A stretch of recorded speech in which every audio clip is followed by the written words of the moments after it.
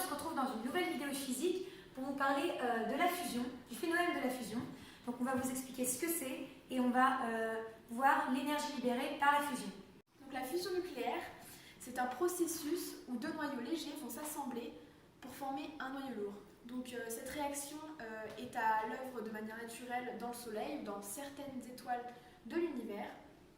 Donc la fusion de ces deux noyaux, elle libère une quantité d'énergie très importante et cela est dû à l'attraction entre les neutrons et à l'interaction gravitationnelle alpha. La masse du noyau formé, elle est inférieure à la masse des deux noyaux d'origine, donc les deux noyaux légers. Et donc cette masse soustraite, elle est transformée, convertie en chaleur. Donc là, nous allons calculer l'énergie libérée de la fusion. Donc tout d'abord, on va avoir l'équation de la fusion. Donc c'est deutérium plus tritium, donc c'est deux noyaux d'isotopes d'hydrogène qui donnent un noyau d'hélium 4,2 plus un neutron.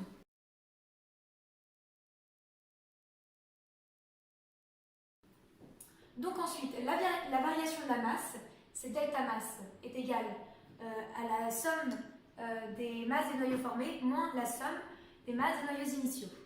Donc on a déjà pas mal de valeurs qu'on connaît, donc les masses de tous ces noyaux d'atomes, donc les deux isotopes d'hydrogène, l'hélium, on a aussi la masse d'un neutron et on a aussi cette conversion qui va nous servir tout à l'heure pour convertir notre résultat qui est en unité de masse atomique. Donc on voit ici que tout est en unité de masse atomique, donc c'est plus simple pour calculer, et on va le convertir en kilogrammes.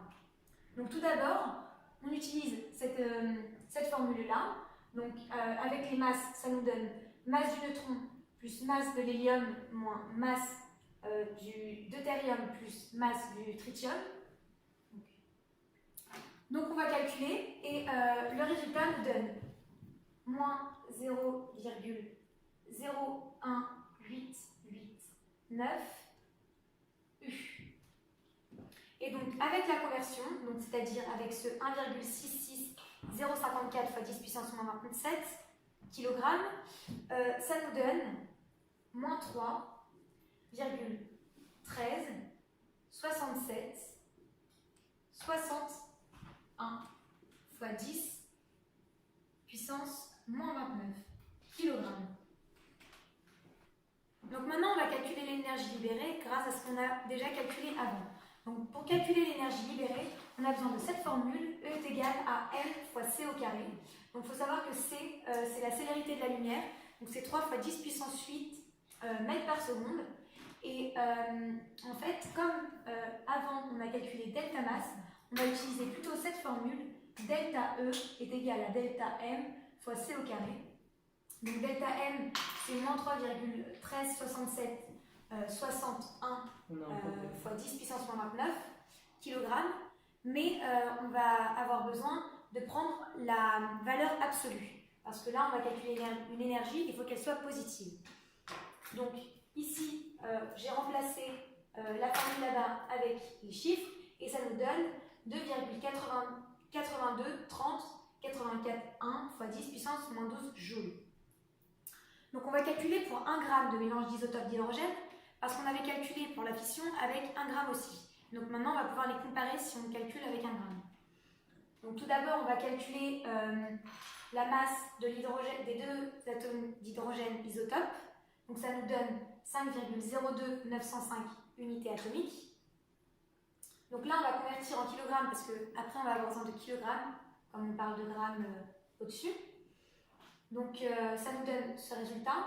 Et enfin, on va voir dans 1 g de mélange d'isotopes d'hydrogène combien nous avons d'atomes d'hydrogène. Donc on trouve ce résultat-là, 1,1974 70 173 fois 10 puissance 23.